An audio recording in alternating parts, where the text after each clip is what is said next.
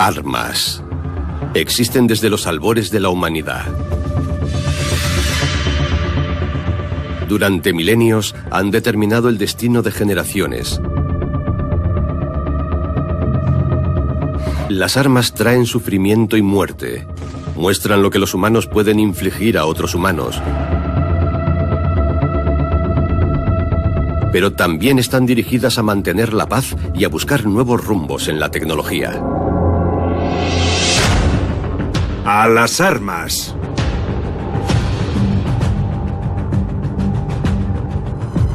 Combate cuerpo a cuerpo.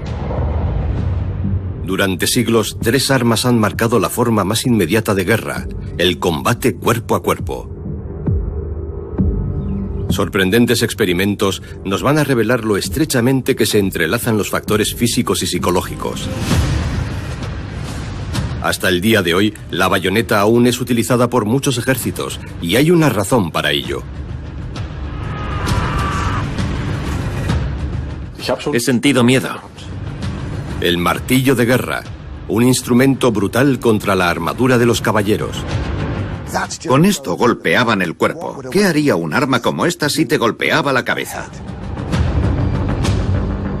El gladius romano, la espada corta que ayudó a conquistar todo un imperio. Los romanos usaban una técnica especial para hacer la espada. El gladius, durante más de medio siglo, fue el arma estándar de los legionarios romanos. Un arma que marcó toda una era. Año 200 a.C. Después de una batalla contra los romanos, los guerreros macedonios querían enterrar a sus camaradas muertos. Un cronista informó sobre las aterradoras heridas infligidas por las espadas romanas. Los macedonios estaban totalmente horrorizados por los daños que los romanos habían causado a los cuerpos de sus soldados. Aquellos hombres estaban destrozados. Era un éxito tanto desde el punto de vista psicológico como militar. La idea de la espada corta fue desarrollada originalmente por los celtíberos en España.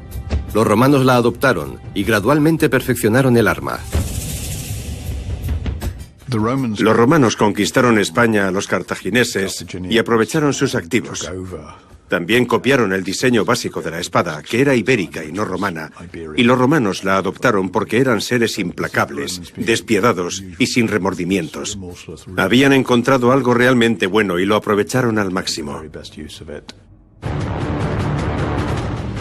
Un arma efectiva para el combate cuerpo a cuerpo, como complemento a las armas de largo alcance como el pilum, era esencial para la supervivencia.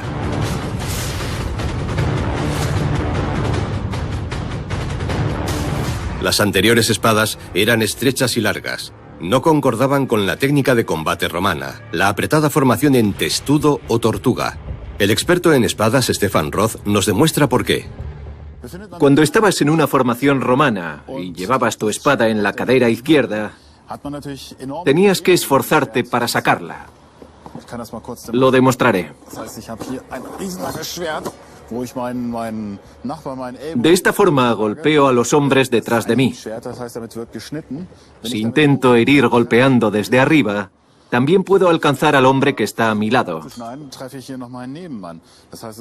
Es una amenaza para la vida de mis compañeros combatientes que luchan junto a mí. El peor de los casos sería que tendría que abrir la formación para lanzar mi espada hacia adelante, lo que significaría que me abriría por completo. Crearía una brecha para que los enemigos penetrasen y destruyeran la formación. Estamos simulando una antigua situación de combate cuerpo a cuerpo utilizando primero una espada larga.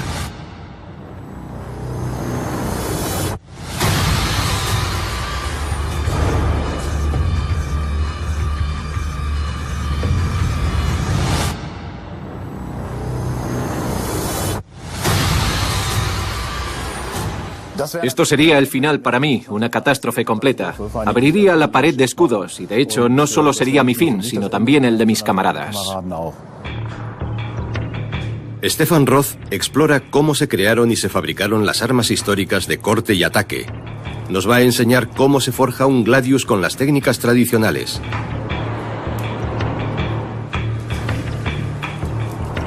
necesita una materia prima especial para su proyecto, acero. En esta forma, no parece uno de los materiales más importantes del mundo.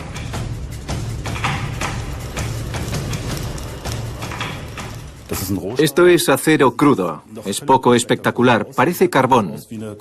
Aún no se ve que es acero, pero es el tipo de material que se usaba hace 2000 años. Queremos forjar una espada tradicional que sea tan parecida a las originales como sea posible, y por supuesto solo podemos lograrlo con acero. Stefan Roth y su aprendiz intentan convertir este bulto al rojo vivo en una espada afilada y precisa. Tienen mucho trabajo por delante. Tienen que calentar y martillear el acero una y otra vez. Así es como se le da a la espada la forma correcta.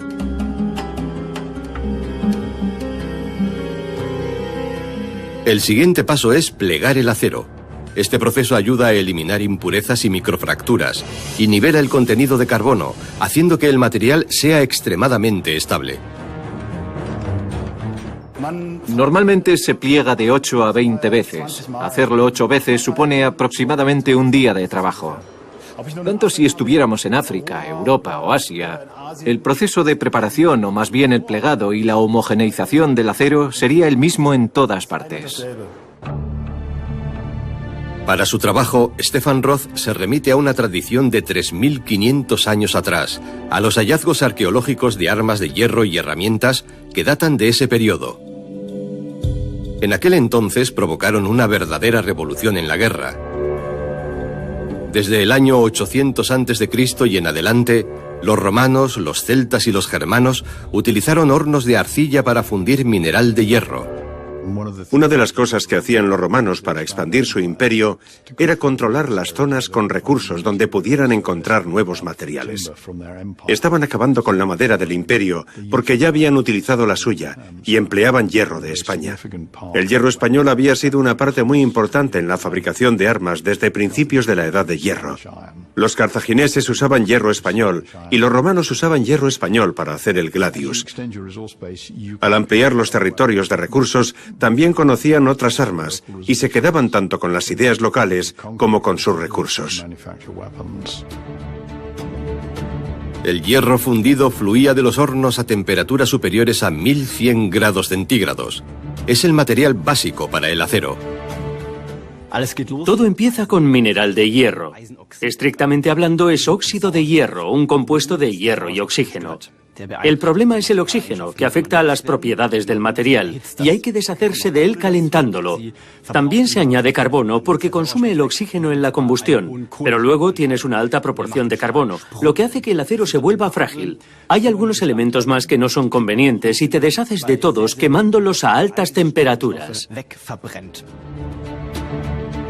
La industria armamentística ha desarrollado muchas innovaciones significativas en el procesamiento del acero.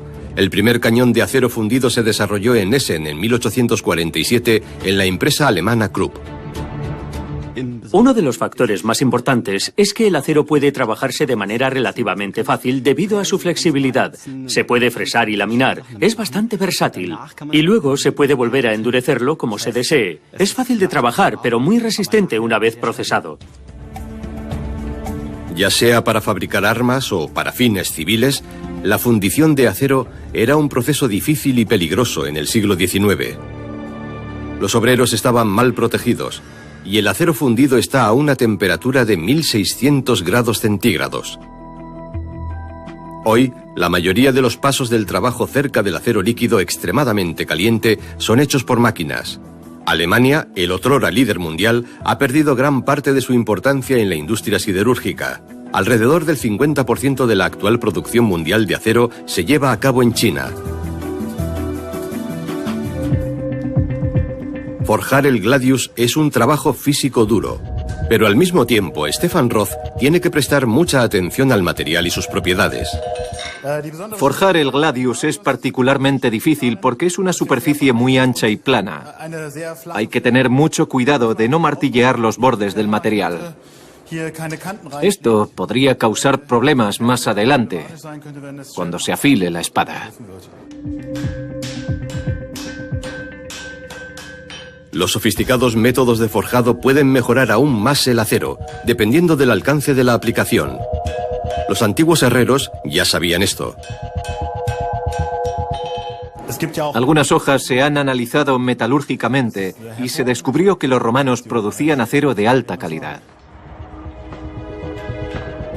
La alta calidad de las hojas de los romanos para el combate cuerpo a cuerpo no se debía solo a las extraordinarias habilidades de los herreros romanos.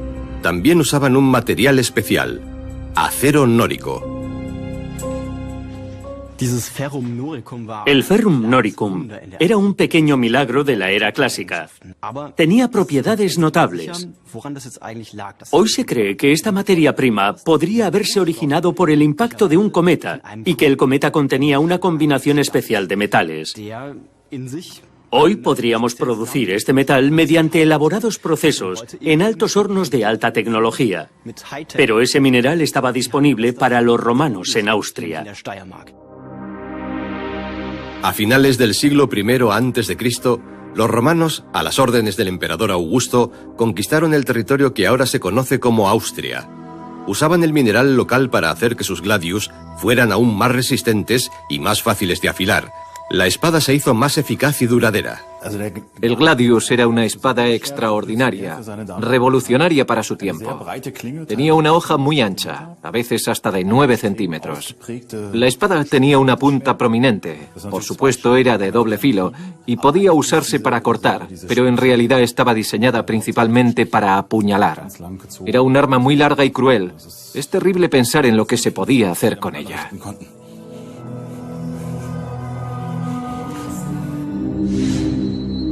La espada corta, con su hoja de acero ancha y dura, solo tenía de 50 a 60 centímetros de largo y pesaba entre 1,2 kg y 1,6 kg. Se convirtió en el arma dominante del combate cuerpo a cuerpo del mundo antiguo. Pero, ¿por qué era tan útil el gladius en la lucha en formación? ¿Cómo mantenían cerrado los legionarios el muro de su formación? El experto en espadas Stefan Roth ha estudiado la técnica de combate de los romanos. Los romanos encontraron una solución al problema llevando el gladius en el costado derecho y usando una técnica especial para desenvainar la espada, para no poner en peligro ni obstaculizar a quienes tenían a su lado. Lo que hacían era coger la espada con la mano hacia adentro, desenvainarla y esperar el ataque. Así es exactamente como debían hacerlo en formación. El enemigo volvía a atacar. ¿Podrá nuestra formación romana detenerlos, esta vez armada con espadas cortas?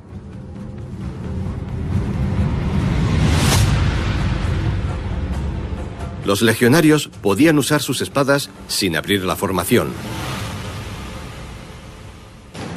La espada corta y resistente permitía a los guerreros herir a sus oponentes de varias maneras, pero siempre de forma rápida y efectiva. Los romanos crearon un arma perfecta para matar desde muy corta distancia. Tenía una punta prominente y dos lados muy afilados, y por mucho que la usaran, seguía haciendo daño. El ejército romano ha sido comparado con una máquina picadora. Literalmente destrozaban a sus oponentes y les infligían heridas terribles que los incapacitaba y desmoralizaba. El gladius. Una espada corta que conquistó el mundo antiguo. La copiaron de los celtíberos en España, la perfeccionaron durante siglos y la endurecieron con acero especial. Con el gladius en sus manos, las legiones romanas conquistaban cada vez más territorios. A principios del siglo III después de Cristo, gobernaban en la mayor parte del mundo conocido entonces.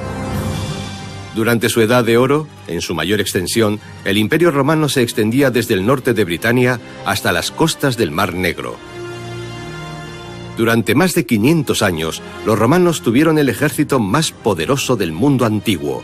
Su sofisticada logística y perfecta estructura militar allanaron el camino hacia el éxito. En todas partes del Gran Imperio, las estructuras militares eran las mismas. Los romanos configuraban, entrenaban y lideraban cada cohorte y cada legión según sus estrictas reglas.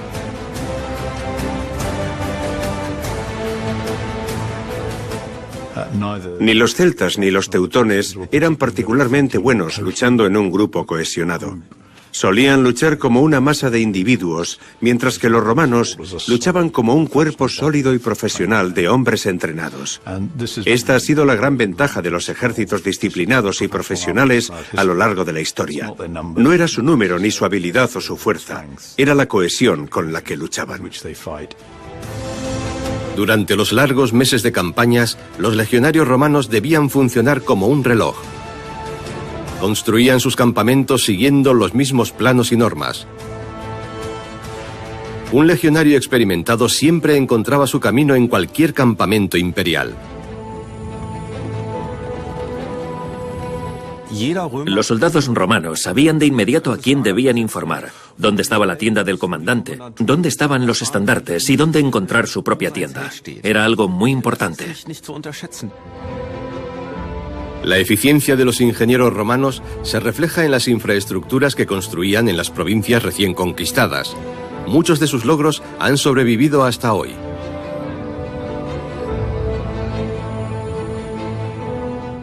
Por supuesto, el Imperio Romano dejó sus huellas, algunas de las cuales aún se pueden ver hoy. Los romanos perfeccionaron todo el sistema de ingeniería. Todavía quedan calles y puentes construidos por los romanos que aún se pueden utilizar, en España, por ejemplo. Se puede pasar por ellos con un automóvil moderno y resisten. A fin de mover sus tropas y suministros rápidamente, los romanos construyeron una red de carreteras sin precedentes en todo su vasto imperio. En su mayor expansión, la red tenía unos 85.000 kilómetros de largo. Algunas de las huellas del imperio aún son visibles actualmente, y muchas de las carreteras de hoy pasan exactamente por donde estuvieron las carreteras romanas. La forma en que los romanos fabricaban y usaban el gladius es otro ejemplo de su tecnología y superior organización. Siguió siendo un arma fundamental hasta la caída del imperio. Muchos de los ingeniosos inventos de los romanos quedaron en el olvido cuando el mundo antiguo dio paso a la Edad Media. Empezó la era de los caballeros, que implicaba la búsqueda de medios militares para luchar contra caballeros con armadura y a caballo. El arma más eficiente contra ellos es casi totalmente desconocida en la actualidad, el martillo de guerra. San Romano, norte de Italia, 1 de junio de 1432. Las tropas de Florencia y Siena se enfrentaron en una feroz batalla. Sus caballeros vestían armadura completa, lucharon durante horas. Al final, los florentinos resultaron victoriosos. La batalla fue inmortalizada gracias a una pintura del pintor florentino Paolo Uccello. Muestra a un caballero blandiendo su martillo de guerra, una rara representación artística de esta arma.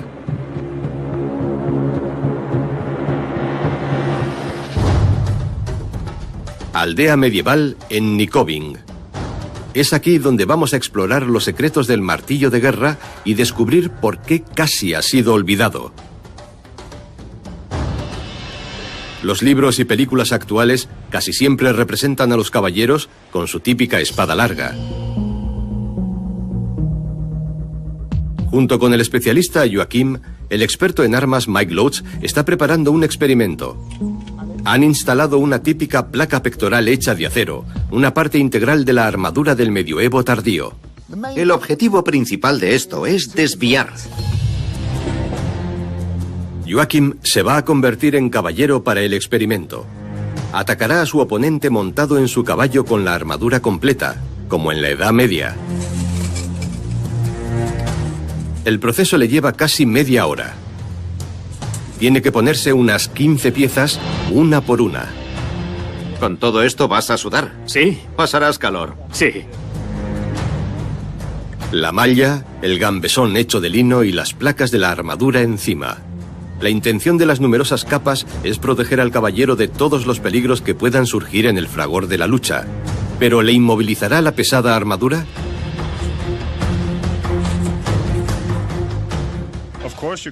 Por supuesto, se nota la diferencia, porque llevas aproximadamente entre 20 y 25 kilos o más. Pero lógicamente está hecha de forma que puedas mover el cuerpo. Si me caigo al suelo, Se piensa erróneamente que no podré levantarme. Pero claro que puedo. Porque si durante la batalla te tiraban de tu caballo, quedabas tendido en el suelo. Pero debías levantarte enseguida para protegerte. ¿Podrá la espada larga de Joachim dañar seriamente al maniquí con armadura?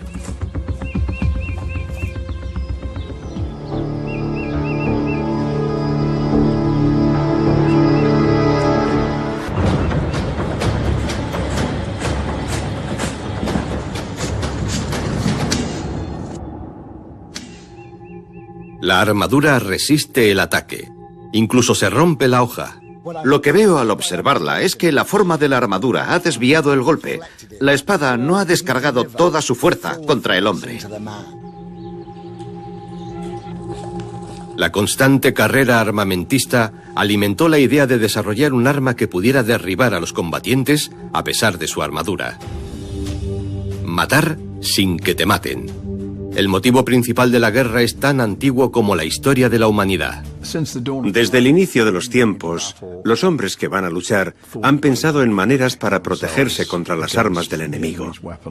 Es una respuesta humana natural, y empezaron utilizando materiales fácilmente disponibles, cuero, madera, y cada vez más, a medida que el metal era más común, cubrieron con piezas de metal las defensas de cuero, y luego las defensas mismas fueron de metal. En la Alta Edad Media, los caballeros solían confiar en la malla.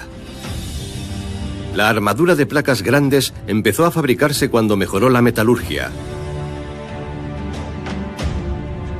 Pero la armadura, que podía pesar hasta 25 kilos, también tenía sus desventajas. El problema siempre ha sido equilibrar la ventaja de la protección contra la desventaja del peso y la inmovilidad. Podías estar perfectamente protegido, pero también totalmente inmóvil, y por lo tanto, eras absolutamente inútil. La armadura de placas tenía que ser hecha a la medida del hombre que la usaba para que se ajustara perfectamente. Esto llevaba varios meses, y no todos podían permitirse una armadura hecha a medida. Eran piezas costosas. Todo estaba hecho a mano, de acero de muy alta calidad. Era una empresa costosa y no había muchos herreros con las habilidades necesarias para hacer un conjunto completo de armadura.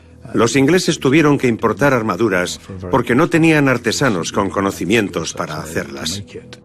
Este es el motivo por el que la armadura también tenía un alto valor simbólico, como un signo visible del estatus social del caballero. La armadura completa era un símbolo del estatus. Decía, miradme, soy muy importante. Soy tan importante que estoy protegido. Y si no eres importante, no estás protegido.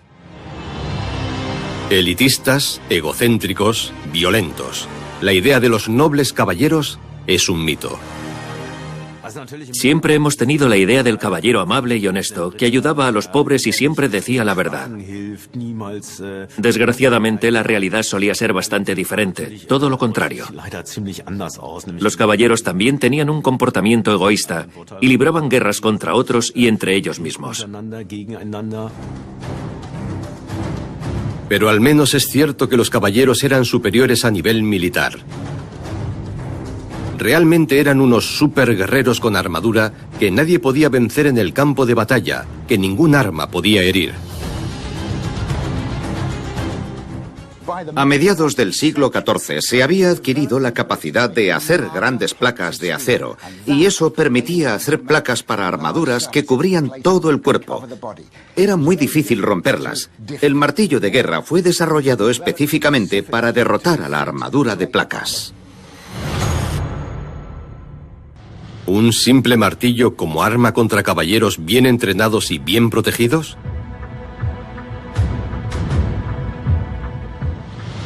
La primera evidencia documentada de martillos de guerra data del siglo XI. El arma era de diferentes longitudes, hasta 2 metros y un peso de hasta 14 kilos. Mike Loach y el especialista Joachim quieren probar el efecto de un golpe de martillo de guerra contra una sólida armadura medieval.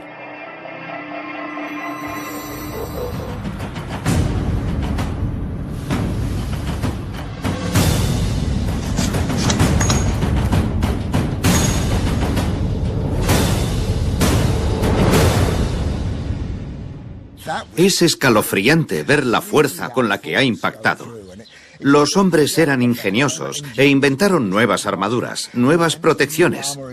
Pero otros hombres inventaron lo que las podía derrotar. Y fue el martillo de guerra lo que derrotó a la armadura. El mango del martillo de guerra era como un brazo extendido. Había que golpear con la cabeza del arma, así, para ganar impulso. Y era muy pesada. Había que tener mucha fuerza para moverla. Pero una vez que lograban hacerlo, el impulso era enorme. Pesaba muchísimo y se movía a gran velocidad. Al golpear un objetivo podía liberar una considerable cantidad de energía. En nuestra prueba, la armadura de placas desvía parte de la energía del impacto con el martillo de guerra, pero no toda. El resto pasa directamente al cuerpo con consecuencias fatales. Un golpe como este puede romper huesos, por ejemplo, las costillas y en algunas circunstancias, especialmente si se golpea la zona sobre el corazón, podía provocar un commotio cordis. Ese es el nombre en latín de conmoción cardíaca. Es como una conmoción cerebral y puede provocar un paro cardíaco repentino. Lo que hacía el martillo de guerra era golpear con fuerza a la armadura. El impacto traspasaba la armadura y golpe tras golpe los hombres se debilitaban. Pero si le hacía eso al cuerpo, ¿qué pasaría si un arma como esta te golpeaba la cabeza? Cuando dos caballeros se enfrentaban, generalmente iban montados en sus caballos. Pero si uno de ellos caía de su montura, el martillo de guerra le proporcionaba al otro una ventaja adicional. El atacante podía usar un arma tan contundente para golpear a su oponente desde arriba. Era una violencia brutal que queremos simular en nuestra prueba.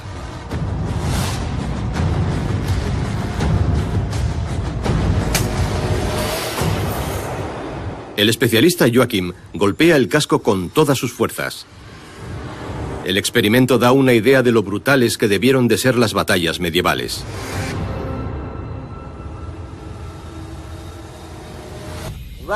Ha sido un golpe colosal y poderoso. Muy bien dirigido.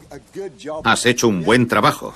Has hecho una abolladura que ha dañado el casco. Esos golpes podían romper el cuello de un hombre, o al menos noquearlo inmediatamente. Una conmoción cerebral no causa daños a largo plazo en el cerebro, pero podían perder el conocimiento e imagino que una batalla no era el mejor momento para desmayarse. Obviamente tendría consecuencias, pero lo que podía suceder, incluso con protección, incluso si el caballero llevaba puesto un casco, era una hemorragia interna en la cabeza. Ni siquiera un casco de acero podía hacer mucho contra el martillo de guerra. Era un arma fatal para los caballeros en el campo de batalla. En 1461, la batalla de Taunton, Inglaterra, fue un verdadero baño de sangre. Las excavaciones arqueológicas han desenterrado innumerables calaveras aplastadas por los martillos de guerra. Pero el arma no solo era peligrosa cuando golpeaba desde arriba. El reverso de la cabeza del martillo tenía una punta de hierro ligeramente curvada hacia abajo, llamada pico de cuervo. El guerrero a pie podía usar el pico de cuervo para penetrar las placas de las armaduras. La punta curva servía de gancho y podía derribar del caballo al jinete enemigo.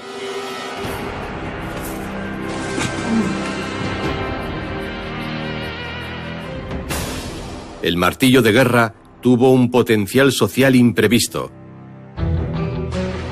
Se convirtió en el arma de la gente común. La usaban literalmente para derribar a los nobles de sus caballos. Cada herrería tenía sus martillos. No era un arma sofisticada, pero aprendieron que era la forma de luchar contra aquellos hombres con armadura. Junio de 1524. La guerra de los campesinos se libraba en el sur de Alemania. 10.000 campesinos se levantaron contra la tiranía de la nobleza. Su símbolo era la bandera arcoíris. Exigían más derechos y menos impuestos. En algún momento el campesinado, la clase más baja y desprovista de todos los derechos, no pudo soportar más la carga impositiva, no aceptó la injusticia social, la desigualdad y, por supuesto, empezaron las revueltas.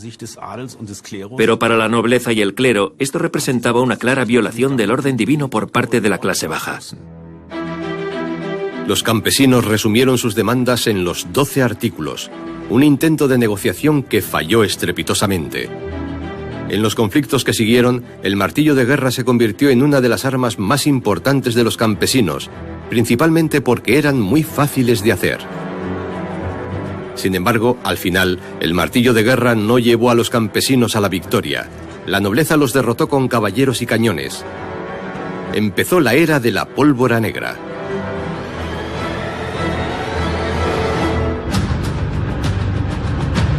Las armas de fuego y los ejércitos en constante crecimiento hicieron que los caballeros y sus armas como el martillo de guerra fueran innecesarios. La edad moderna temprana vio el surgimiento de nuevas armas de combate cuerpo a cuerpo. Una de ellas todavía se usa hoy, la bayoneta.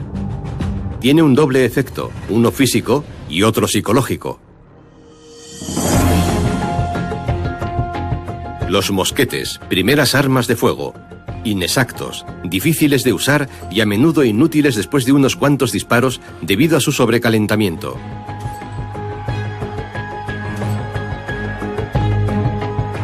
A mediados del siglo XVII, los ingeniosos mosqueteros parecían haber encontrado una manera de abordar el problema en Bayona, Francia. La ciudad también le da su nombre a la bayoneta. Cuando ya no podían disparar sus mosquetes, colocaban hojas de cuchillo en la boca. Así estaban preparados para la lucha cuerpo a cuerpo. El historiador y experto en armas Stephen Bull nos demuestra cómo combinar el mosquete y la bayoneta.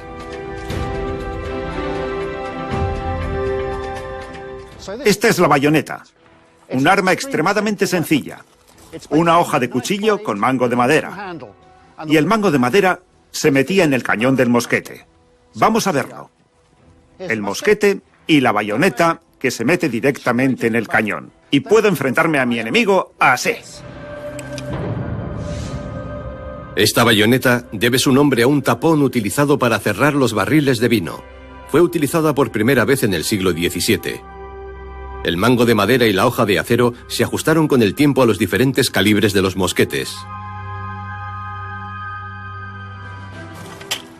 ¿Pero podía hacerse rápidamente en el campo de batalla? Es una cuestión que vamos a comprobar. El adversario se está preparando para nuestro experimento. Con su ayuda, Stephen Bull quiere tener la oportunidad de usar la bayoneta calada en la lucha cuerpo a cuerpo y ver cómo funciona, porque las reacciones rápidas son esenciales en esta situación. Me estoy poniendo un poco nervioso. Me va a atacar desde 15 metros. Mi oponente será Víctor. Víctor cogerá su mosquete y en la batalla, si viniera corriendo hacia mí, me atacaría con esto.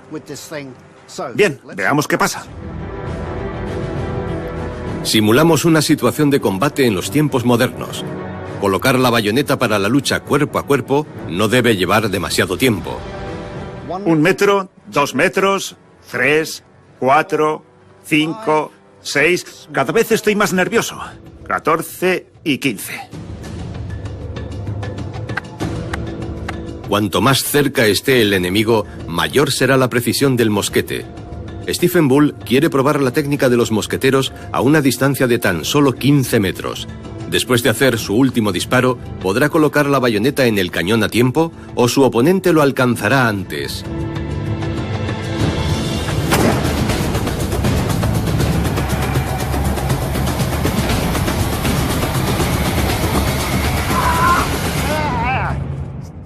Su atacante es más rápido. Nuestro mosquetero estaría indefenso en la batalla cuerpo a cuerpo. Y con las prisas, se ha herido con la bayoneta. Descubrimos que una de las desventajas de calar una bayoneta muy rápidamente es que al cogerla, con las prisas, puedes cortarte los dedos. Así que se necesitaba una mejor tecnología para que el sistema funcionara. La bayoneta y el mosquete juntos. No tardó en llegar una versión más sofisticada. A finales del siglo XVII se introdujo un nuevo dispositivo. Esta es la bayoneta con anillo. Como se puede ver, la bayoneta se ajusta alrededor de la boca del cañón, y así se puede continuar disparando incluso con la bayoneta en su sitio. Fue todo un avance. El general e ingeniero militar francés Vauban inventó el encaje para la bayoneta en 1669. Desde ese año marcó las guerras de Europa durante más de 2 siglos y acabó con la vida de innumerables soldados.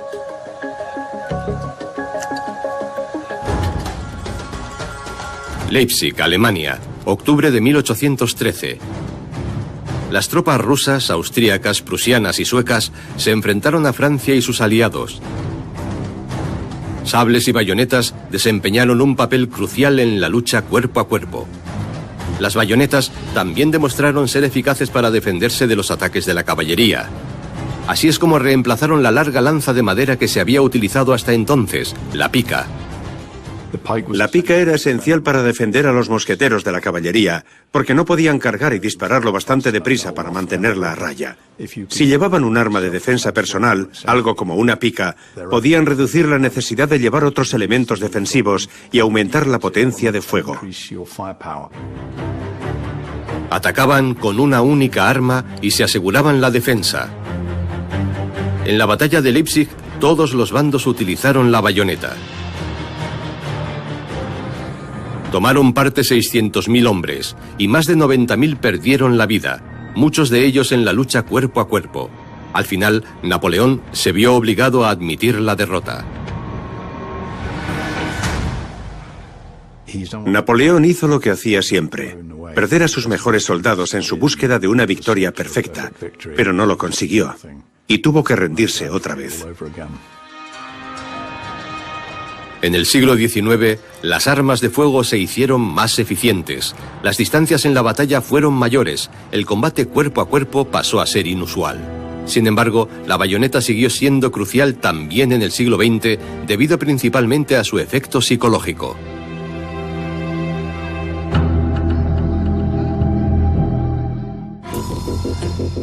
Queremos explorar las razones de este efecto en un experimento. Karin Rutgers es neurobióloga. Evaluará a algunos voluntarios en un ataque con bayoneta. Por razones de seguridad, recurrimos a la realidad virtual.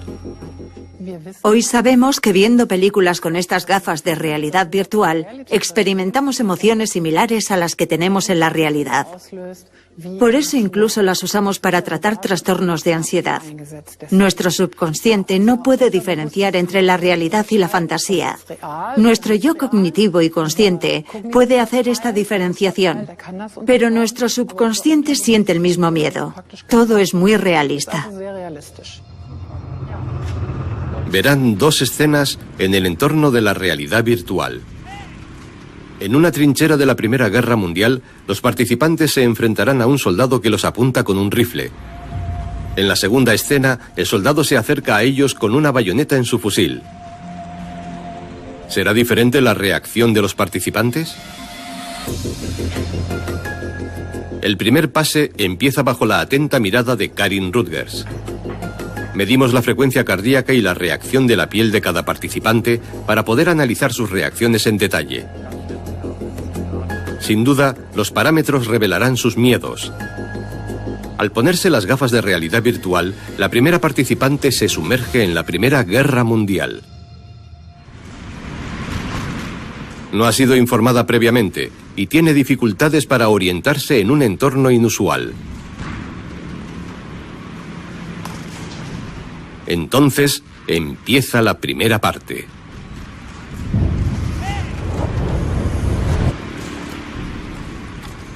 Bien, hemos visto que ha retrocedido. Planteamos la escena a un total de 10 participantes. No se les avisa de antemano. Todos los sujetos entran en el experimento sin que se les ponga al corriente.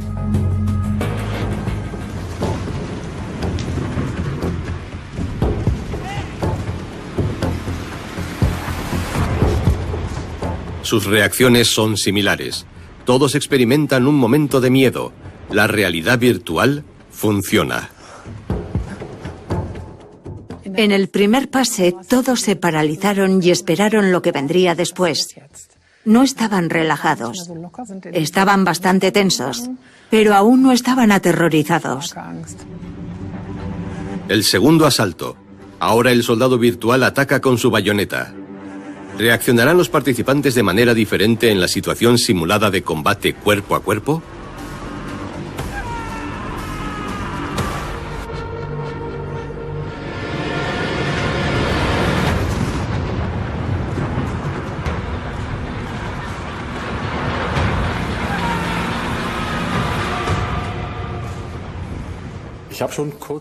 Durante un breve momento he sentido miedo.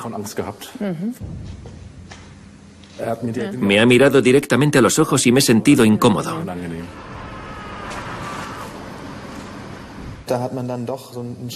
Era aterrador porque no se detenía. Corría directamente hacia mí. Lo que quieres hacer es quitarte de en medio y escapar.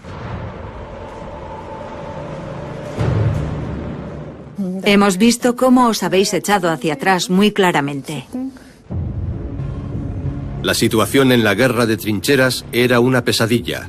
Un soldado gritando con una bayoneta en su arma de fuego aumentaba claramente la tensión.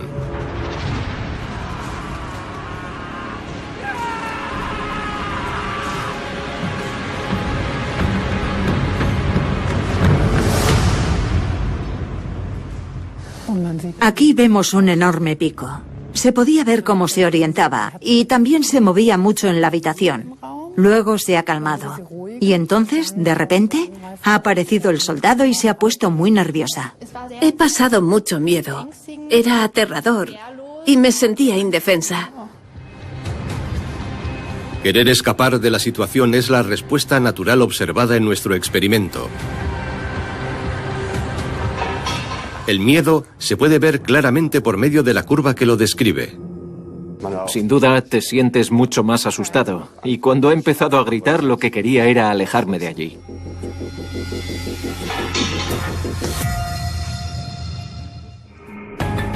Se evaluó el estado emocional de los participantes antes del experimento y después de cada escena de realidad virtual. Usando estos datos subjetivos y las mediciones de la frecuencia cardíaca y la reacción de la piel, Karin Rutgers obtiene un resultado de análisis inequívoco. Los datos muestran claramente que la tensión ha aumentado en un 140% al enfrentarse a la bayoneta, mientras que solo ha aumentado en un 75% en el escenario del fusil. Eso significa que la bayoneta es doblemente atemorizante que el arma de fuego. La bayoneta es un arma psicológica. Su objetivo principal es inculcar el miedo a las armas afiladas en un campo de batalla, donde las muertes se consiguen con proyectiles de artillería y balas de fusil. Traer ese miedo visceral y antiguo que desestabiliza los nervios de la tropa persuade a la gente para que se rinda. Si te enfrentas a una bayoneta, te rindes porque es una bayoneta. No es un fusil que te mataría más fácil y mucho más rápidamente. Es un arma de terror. Una vez que asustas a tus enemigos, tienes poder sobre ellos. Cualquier arma que dé a los soldados una sensación de control y poder tendrá un gran efecto psicológico sobre ellos, sobre su forma de luchar en la guerra y su forma de ver al enemigo. Y llevando una bayoneta, cuentan con algo que puede matar. Y además pueden seguir disparando y puede atemorizar a la persona con la que están luchando.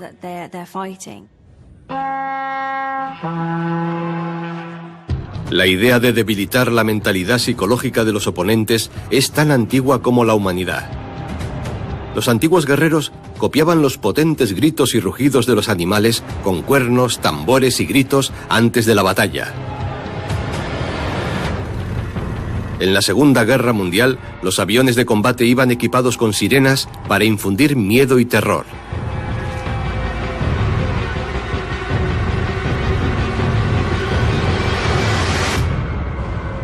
Las sirenas, activadas por aire, se montaban directamente en las bombas.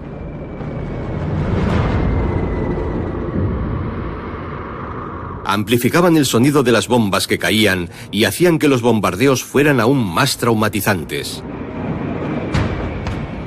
En la guerra cualquier ventaja es positiva. La psicología aplicada a la guerra es capaz de persuadir al enemigo de hacer lo que quiera sin tener que luchar. Así no te matan y puedes obligarles a hacer lo que quieras cuando se rindan.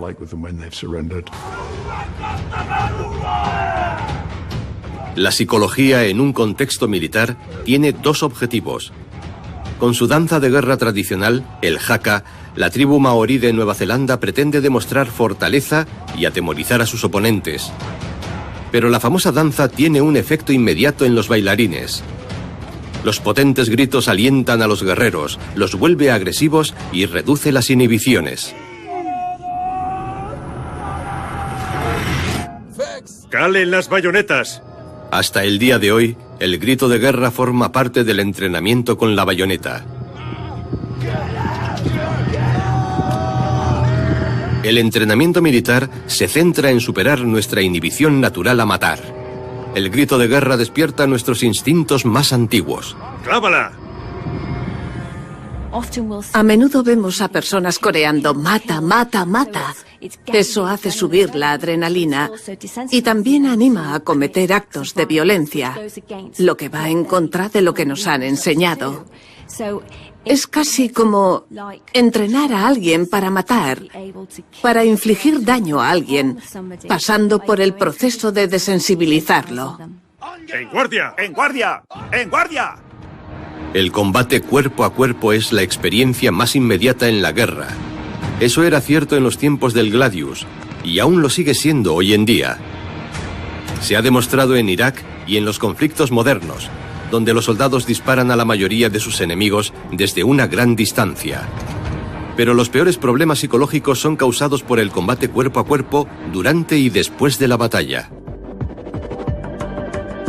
En el futuro, se intentará que los soldados estén perfectamente protegidos y apoyados técnicamente por máquinas de combate con equipos que recuerdan a los robots.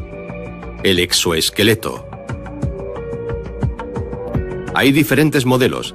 Algunos de ellos pueden atrapar las balas y otros permiten transportar hasta 100 kilos durante varias horas.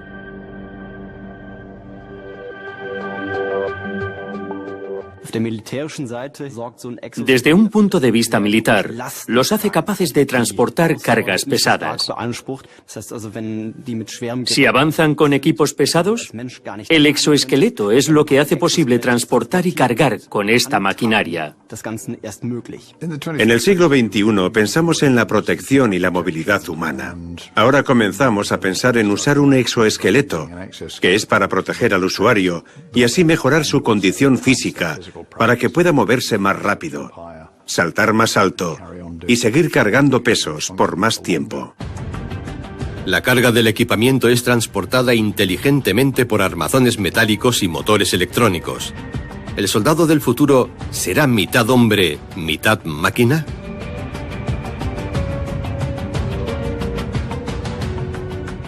Lo que estamos haciendo es crear una de las clásicas compensaciones de la historia entre números y calidad.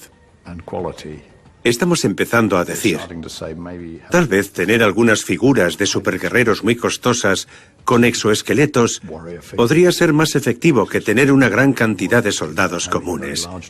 Y ese puede ser el camino a seguir.